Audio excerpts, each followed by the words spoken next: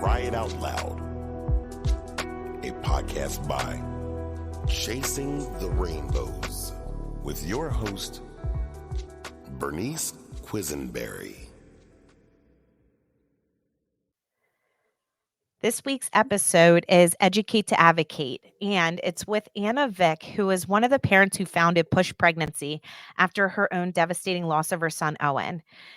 She is a strong advocate for maternal fetal health, and we can't thank you enough, Ana, for coming on here and opening up the dialogue for those who have lost babies and are going on a pregnancy after loss journey to feel validated, heard, and seen. Welcome. Thank you so much for having me, and I appreciate your space. I always feel so honored when I get invited on a podcast because I like to do them myself, and I'm usually hearing other people's stories, and I think it's just so, honestly, as a parent who's 8 years down the line, I don't get to talk about Owen all the time, so it just makes my heart feel so good that I get to talk about Owen a little bit extra today, and all the impact that he's having in the world of maternal health and every way that we can. Yeah, and he really is. And exactly, that leads us right into, I would love for you to share more about Owen, yourself, just for our listeners and survivors to hear on here. Thank you. Well, my name was Ana Vick, in case you didn't hear at the beginning. I'm actually Mexican American, so I speak Spanish. So I do attempt to translate some of the work that I do in Spanish because there is, disparities in outcomes. And I'm thinking a lot of it has to do with access, of course, to information. And, when it comes to language, that can also be a barrier. So I work very hard as a volunteer for Push for Empowered Pregnancy to kind of get the word out about stillbirth prevention, because when we were pregnant with our second child, Owen, we knew nothing about stillbirth. And that's a big part of my journey now, is just learning everything I can about prevention of stillbirth. A big part of it is just making people aware. And for me, it was a low risk pregnancy. Like we were talking, my first child was also normal, but she became breech and she just would not turn around. So Naomi was born healthy and beautiful. She's a full-term baby, and God blessed us with her first, and I'm very grateful that I had her. And then we wanted to have more siblings for her, so we started trying to conceive again about a year or so after, and we had a miscarriage, and it was early on, so we really didn't think anything was wrong yet with our situation. So of course, they tell you just go get pregnant again, you can do it again in a certain amount of months, sure, okay, and it was devastating. It was very crushing to go through that. So we waited the appropriate amount of time, and then we tried again. And luckily, we got pregnant with Owen pretty quickly, easily. We were actually on vacation in Santa Barbara, I remember. We're just like, oh, we were pregnant, it's just the whole thing. Like everything was going smoothly, beautifully. The pregnancy was normal. Nothing was complicating it at all, really. Until the end, I started to feel a little bit weak. And then it got to a point where I was super faint. Like I had to sit down and do my makeup before work. And I would just sit on the couch. I was like, oh, I can't do this, So then I started to tell my boss, I'm like, is there any way I could work from home? And, they kind of pushed it off for quite a while, finally telling me that they couldn't make that work for them. So I ended up quitting. Because of safety, I didn't want to faint on the road, Right. And then I was home with my daughter now, and she was about 3, and I had already been working since she was 6 weeks old. So I felt like this gave me some time with her. And, now I get to be full-time mom. It was awesome. So I went with her everywhere. I took her all day long to things. The night that Owen passed away actually was like a full day of Naomi time, because I was thinking, I'm going to have another child soon. She won't get this one-on-one time anymore. So I took her to the library. We did this fun little thing they had in the morning. Took her out to lunch. I remember we even sat with some police officers. It was very random, but it was just such an interesting day. So I remember all these little things. And then we went to a shop. She looked at all these things. I got her shoes for ballet. We went to ballet, met my husband, and then we went to dinner. And then he took her home. And then I went to my friend's flower shop because she was getting ready for a show. And then I was home really late. This was a long day, but the whole time, I always felt really healthy. And actually at this point, I actually had my energy back, which was interesting to me now. I'm thinking, the whole time I was faint, we were having an issue with my son and I didn't know it. And my husband and I both told the doctors, every appointment, we were like, something's a little off. And, they kind of write you off sometimes, like, oh, that's just normal pregnancy symptom. And it's your second child and it's a boy. It might be different for you, all these things. So they never actually checked anything about him other than telling me to take more iron, which I did. And then I still kind of felt the weakness. But other than that, there was really nothing. And then that night, I did start to feel change of movement. And it was super late, so I was laying there by myself, just having a little bite to eat or something. And I was watching TV. You just get like a feeling. And a lot of parents have mentioned like it's an Yeah. intuition, kind of like you're so connected with your baby. So I was like, something's off, something's weird. So I went upstairs, put some clothes on. My husband's like, what's wrong? He was laying down already because it was, later in the evening. And he actually got food poisoning from that restaurant we went to, which Oh, is geez. another horrible part of the story. He had to deal with all this with the sick tummy. But so I said, I'm just going to go get checked out. He even had me lay down. He held my tummy. He's like, no, I felt him. He's probably sleeping. Like it's almost midnight or something. So I'm like, no, I just need that reassurance. I'm going into like the closest hospital, not even where I wanted to give birth or anything. And then I'll be back. And then, my daughter was also sleeping. So I'm like, you guys just stay here. And then I get in and I'm just crying, like I just felt like there's something totally wrong now. Like my tummy was always pretty stiff and it was like kind of limp at that point. And, I never heard of stillbirth. I didn't know nothing. I didn't know my baby was dying. Like I had no clue. Like Right. no clue at all. And then they were checking me in, taking some time, and they just kept telling me everything's gonna be okay. Finally get the monitor on me, and I heard a heartbeat. I had my husband on the phone. So we both were like, okay, we're relieved. He's fine. Freaked out for nothing. I'm gonna go home soon. So I hang up. And then I'm still there. Nobody communicated anything. They were doing ultrasound, and the tech was so quiet. And I remember I was like, I need her to say something. Like I just started getting a little stressed out about it. Yeah. Like, is it still a boy? Like just kind of joking. Like we're at 31 weeks and 5 days. And she's like, I don't check for those things when I do these. I was like, okay, so what are you checking for? But I didn't Yeah. ask. Like I just shut up, because that's basically what she wanted. And so I just Yeah. sat there again, like laying there, and I'm like, this is so strange. And I actually have a picture of my belly. Took a picture of when I had the NST, the band on my tummy, and that's like the last picture I have of me pregnant. But yeah, soon they were like, the doctor's here. How low is the heart rate now, or what's the heart rate at?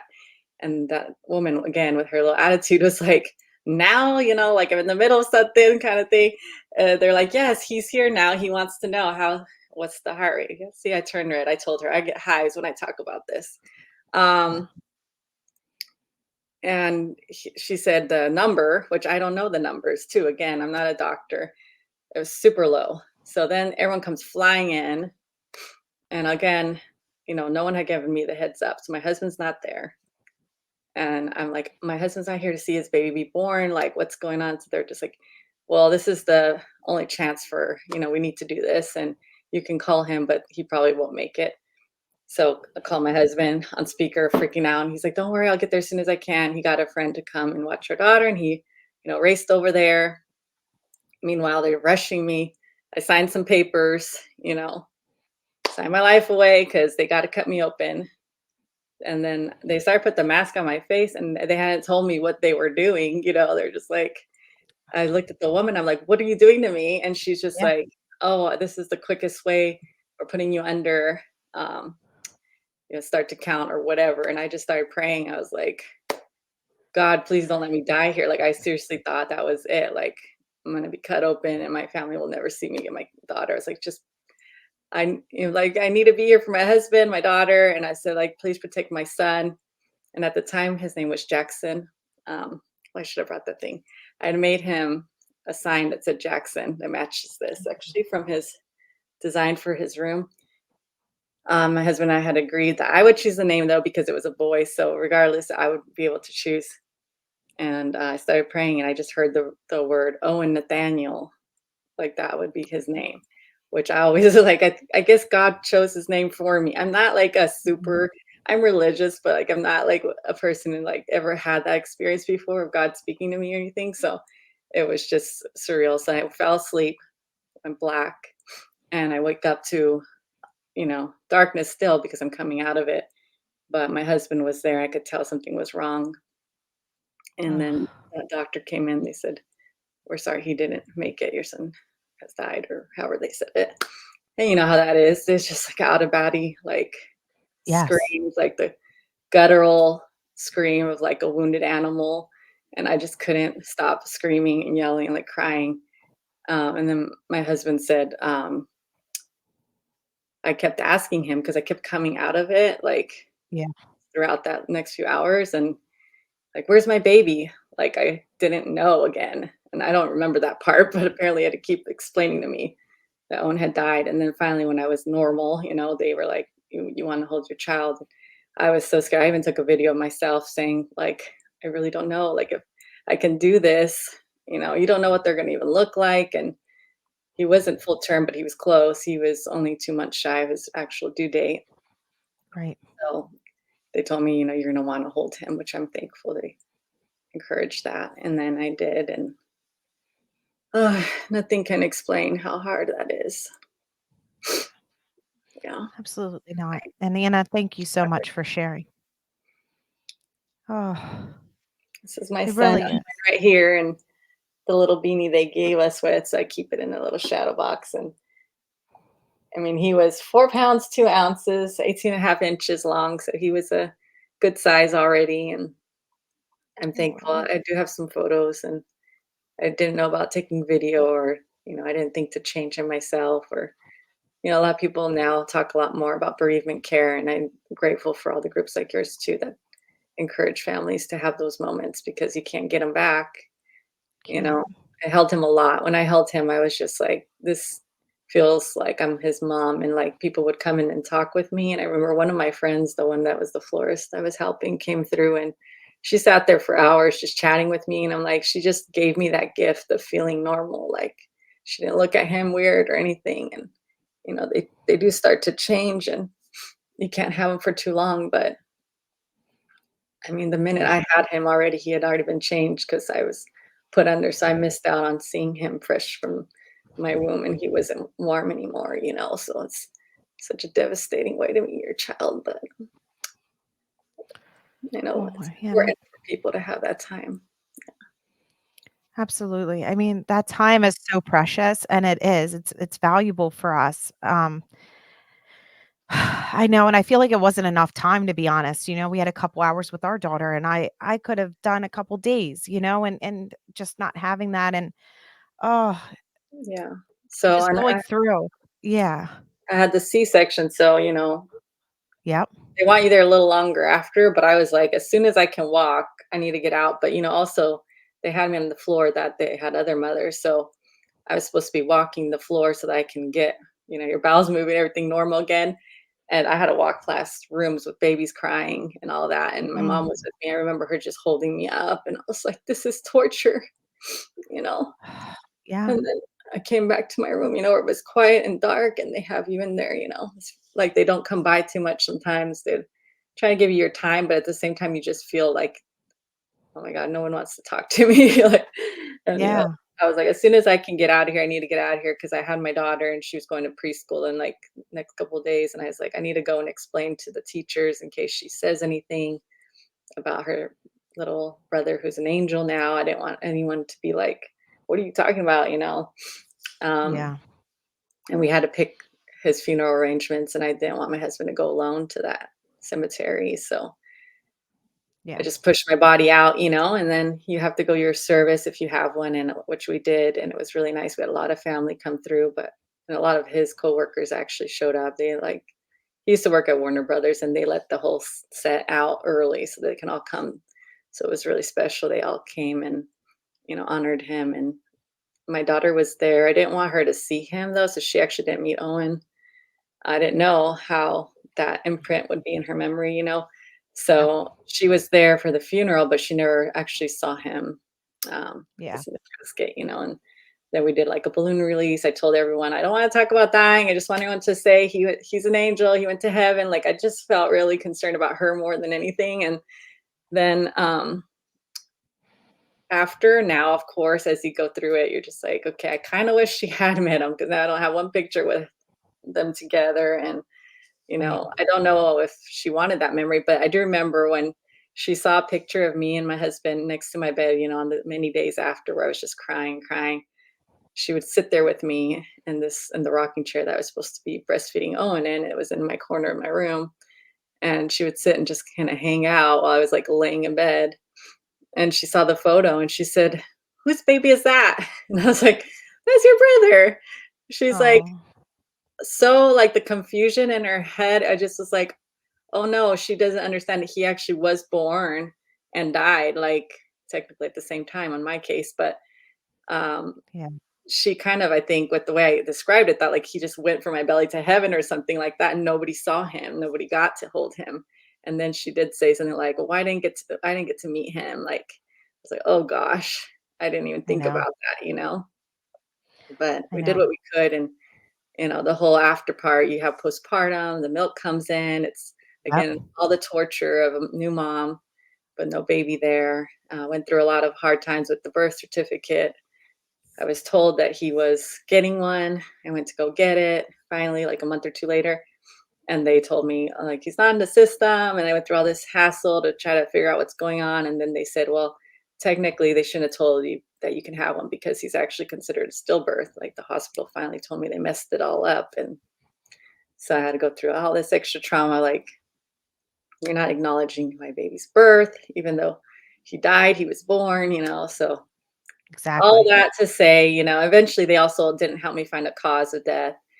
My husband and I went to get some meetings with them, and they just sat there across the table with like no paperwork, nothing, and just like, "We're so sorry for your loss." And we're like, "Yeah, but what happened? Can we review my Right. medical records? I want to have more kids. I need to know what happened." And all my doctor was like, "Sometimes healthy babies just die." And I'm like, "Wow, okay, Yeah. that's not useful for me now." And it's also terrifying, like I'm going to get pregnant again and who knows what's going to happen to that next baby. So I was Exactly. deep into this like ongoing research thing. Like I would go to bed with the phone by my bed and just like, what does this word mean? And like read all the research, like trying to figure out what are the causes, what's happening. So that went on forever. And then, got together with the women who are now the Push for Empowered Pregnancy founders. And we Yeah. decided to start the organization almost 3 years ago, and we were talking about, we need to make a lot of noise. We're very like we're advocacy based kind of group. Like we're just about trying to implement changes in the medical system, trying to see some legislative change happen so that we can, have consistent care across the country, and also pushing hard on pregnancy after loss care because as we've talked about before, it's very different. Sometimes you do get great care after loss, but we do want to have people trained with like trauma informed care, which is one of the programs we offer. So if anyone's interested, you don't have to have a Rainbow Clinic. You could just take that online, Yeah. which it's really important, I think, to be able to talk to us properly about, even the past pregnancy situation. So, and, we did Agreed. go through a lot, like to try to get the next child here. So I did have a miscarriage after that. And I just felt like I was broken. I was like, my womb broke. Like, I don't know what happened. I had one good baby. Like, she was born normal. Then everything Right. started happening. And I just couldn't understand it. But ended up with that pregnancy, I was with a good doctor. He's a high risk doctor.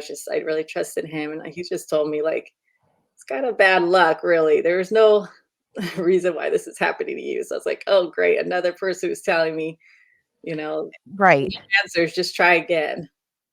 Right. And we do. We want those answers. We want to know something, and just giving us some peace with it because there's so many questions we have. Well, and I don't know about you, Anna, too, but I felt like, is this something like you said, like your womb's broken, like, is there something wrong with me or what did I do? Because there's all of those feelings that are flooding over us when we're going through our baby losses. hmm Yeah. So what we did was obviously just keep going to this guy. At the time, I didn't know. I was like, what else can I do? Yeah. Did the Yeah. genetic testing. That was okay. Yeah. I didn't know. So I looked at the causes of stillbirth. And like a lot of things can happen at the end, which we didn't know about the cord issues and Yeah. placenta issues and all that. But I remember I insisted. I said, I want to take baby aspirin, even though like I had no medical reason for it really, but I knew that helped in some pregnancies. And I did think, I'm like, I might have a blood clotting issue, but we didn't find it. So I just want to do this. So he actually was accepting of a lot of the things that I pushed on, and he let me take that eventually. And, I did have issues. So it wasn't a fun pregnancy. It was a high risk pregnancy already because of the stillbirth. And then it became Right. a high risk pregnancy on its own because I got a competent cervix at 20 weeks. And so basically, my next son was coming too soon. And we had, thankfully, a successful cerclage surgery. And then they put me on Yeah. 17 weeks of bed rest, well, the rest of the pregnancy. Yeah. So it was very hard because, especially with the mentality of like a lost mom, like something's gonna happen, and I'm just laying here, I'm just laying here like crocheting everything I could and reading and watching everything on TV and trying to get my mind off it. Did a lot of support groups on Zoom and everything, and that helps a lot. I think if you're going through a pregnancy after loss, like make sure you find some community. I remember I even had one specific friend, and she's in Australia, and we would just message each other because we were going through it at the same time, and that just we just like pulling each other along, like, all right, made it another week. Yes. Because it's mentally and emotionally just draining. You're living what we just went through all over again. You don't like, I swear, me going into, and I don't, like going into doctor's appointments, Yeah. ultrasound appointments, Oh, yeah. it's a trigger. Like, am I going to walk into something that I'm not ready for? You know? Yeah, that's exactly what happened. Every ultrasound was like torture, especially with my Yes. doctor because he was very quiet.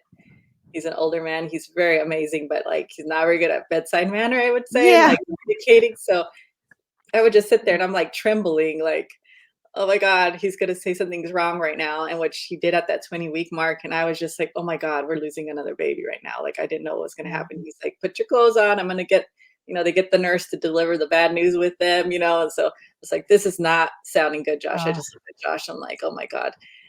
And thank God it wasn't the baby, it was just the cervix and all that. So they could fix that. But it wasn't even a guarantee, of course. And a lot of people that lose a baby with the cerclage end. So we got yeah. very lucky, but I had a lot of people, coming and supporting the family. Like I couldn't move. I was supposed to just be laying down all day, every day. Even couldn't do the like even cooking or even like Yeah. putting some dishes in the dishwasher. Like this is how intense bed rest is. If anyone is told they are doing bed rest, it's much worse than you could even think. Oh, And yeah. my husband stepped up obviously a lot. And then we had family members and people staying with us here and there. And a lot of friends would drop off food. Like it was one of those times I think it was very humbling for me because you know how you get with your work and everything, you just feel like you could take care of yourself and your family and you got to. And Yeah. then when you can't, it's like, where's my community? Oh my God. And they just start stepping up for you. And it's just like so beautiful when you see like what they'll do for your family, and Yeah. they all help my new Jackson get here safely. So we ended up naming the last one Jackson. So Oh, just to wrap up that story, it was during that period that I was like, relying heavily on just my faith and trying to like get myself through that pregnancy after loss. And I did come across a woman who had several miscarriages. I remember her story. And she mentioned that she had this feeling like that God had promised her a child. So she was just going to keep trying. And I'm like, well, maybe that's why I didn't end up naming him Jackson because God promised me I will have a son named Jackson. And that wasn't him, unfortunately. So, like, it just the name got changed on me, and I was like, I'm going to have a son and his name will be Jackson. And then when we found out we were pregnant with Jackson, it was crazy because we waited for genetic testing, we're trying to be safe, yeah. got the news, everything was fine. So we're like, let's try. And we tried and we got pregnant right away. And the due date was actually Owen's birthday. So of Oh every my date that you goodness. can get for the next pregnancy. So we're like, well, that's a sign. And Owen's, sending us Jackson. And, he's here now. He's 6. He's amazing. And, my husband always reminds me, we don't know if we would have had them both, but that stuff really doesn't help me. And I know a lot of grieving parents get told things like that by other No. people, like, "Oh, you could have another child," and, like, but I see Ugh, my missing child in the picture, like, I have a 12-year-old and I have a 6-year-old. That's a 6-year gap of the children I'm raising, and yeah. Owen would be 8, so I'm like, he's the perfect middle child, he would have bounced off both of them, and my Yeah. son would have a little, big brother to hang out with, and it's just hard for me when someone says something like that to not feel Oh, like that does it not is. help. No, those we call them like throwaway comments, or when you're sharing about your loss and in the same breath they say, you should, or at least, it's like I just shut down, with whatever's going to come out of their mouth next, just Mhm. because it's normally something that I don't want to hear. And if a survivor believes that, great, and they say it, Right. great, but not, because I know I was the same way. Um, Yeah, and and I that's feel not like it nice. happens a lot with miscarriage. Yeah. Oh, yeah. Yep. Yeah, and I Agreed mean, there. no one understands the level of trauma for miscarriage for a woman, like, every time I would have my No. period, I would be terrified. Even if I wasn't trying, I thought Yeah. I was miscarrying, like, "I'm just Yes. miscarrying every month now," like, that's all I think Yes. about when I'm having blood come out, and it's not normal, Yes. but it's just, like, it's such a trauma in your body now that no matter what, it comes to mind, Absolutely.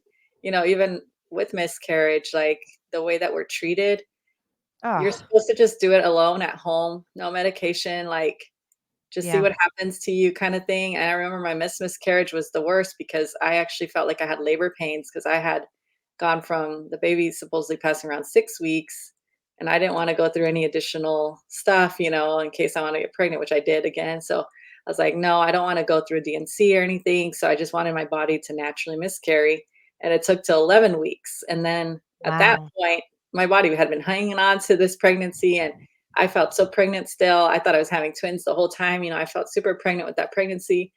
And then when it finally happened, it was like I was miscarrying, but I was feeling like I was in labor. Like it was so painful. I Yeah. was at home and I called the hospital, the doctor. I was like, something's wrong. Like I'm bleeding way too much. Like, and they're just like, well, unless it's this much or this much clots. And you're like, well, I don't know, and you're like, am I hemorrhaging? Like, you don't actually know how much blood is too much, but yet they don't really want you in the hospital miscarrying. They want you to just do this at home. Yeah.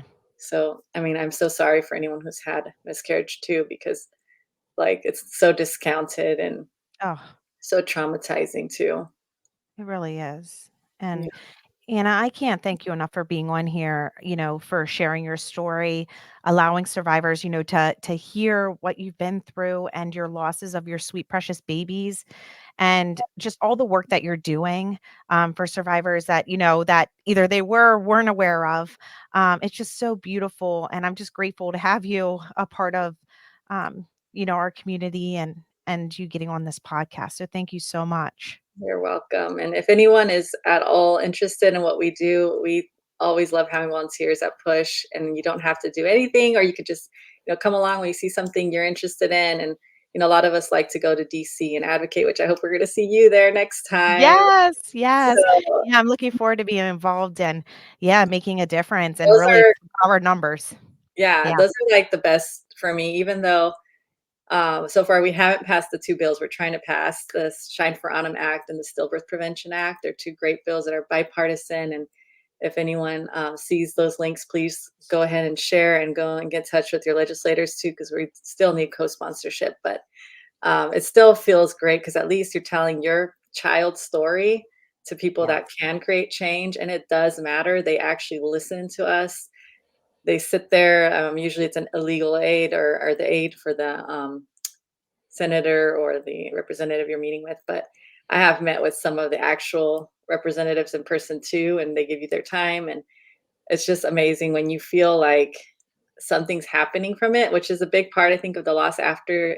It's kind of why some people, and myself included, carry a lot of anger because we're like, this isn't right and they're not changing. And but if you use right. your voice and you put your story out there and then you see something happen, like a bill passed, or maybe your hospital decides to start handing out count the kicks brochures and things like that, then you feel like a little less the anger, kind of subsides. And then you can kind of focus more on your grief and your journey and, how you can parent your child after loss, which is what I feel like I'm doing with this work. So you Yeah. don't have to live like that forever. But, I do get my rage modes and I get kind of like, you'll see me on social media. If you follow my Still My Son page, that's my personal one.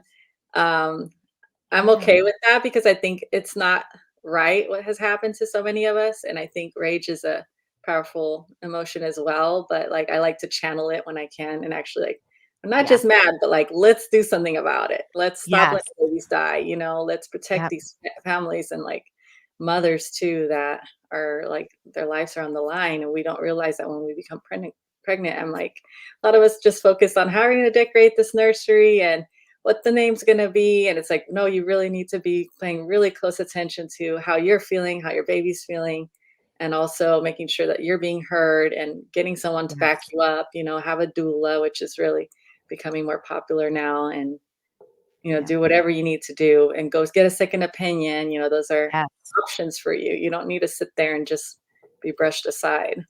Exactly. And just accept what you're being told almost. And it's so true with being so in tuned with your body and listening, and also then going and speaking and going into your provider and mentioning this is what's happening, this doesn't feel right, and really like pushing them to do more further testing if they're not willingly going to do it. And Right, which is, on Anna. I highlight that a lot with my pregnancy after loss because I did have the best care available, I thought, Yeah.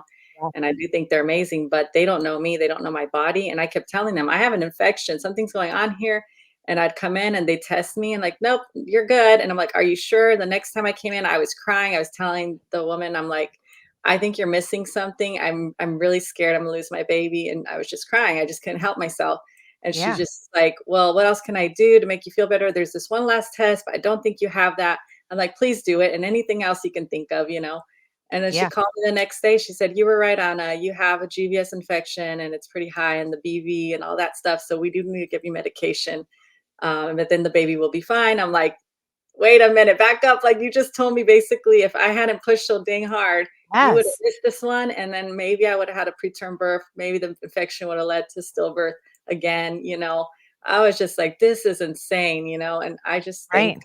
Owen, I mean, he's the one who's changed who I am in a medical setting for sure that, I know now, like you can't just trust others and their tests and what they're doing Yeah. be right. You know yourself more than they do, and the baby too. Like you're feeling the movements.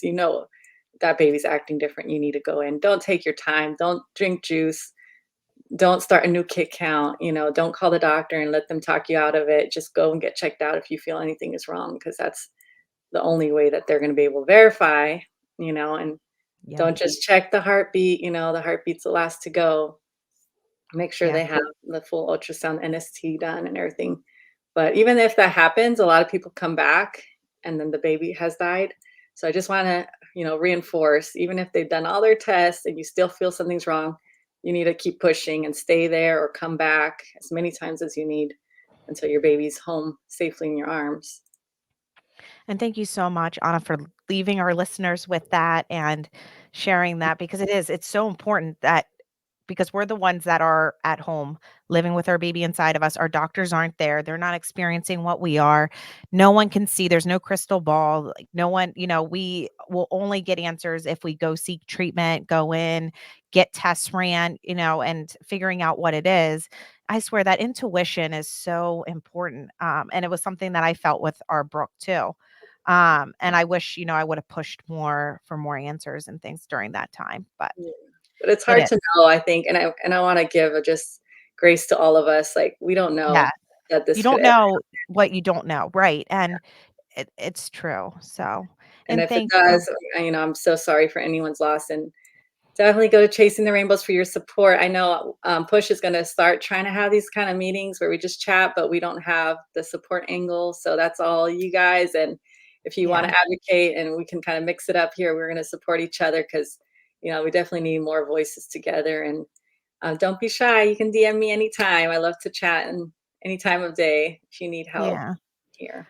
Oh, well, thank you so much, Anna. I appreciate that and for you being on. And like Anna said, we do have our daily support services. So we have our support groups, our peer mentors, this podcast, individual trauma therapy, whatever anybody may need. We're here for you. And we're always with you, baby loss survivors. So please tune in and follow us so we can reach more of you. All right. Until next time. Thank you so much again, Anna. Bye. Thank you guys. Thank Bye. you.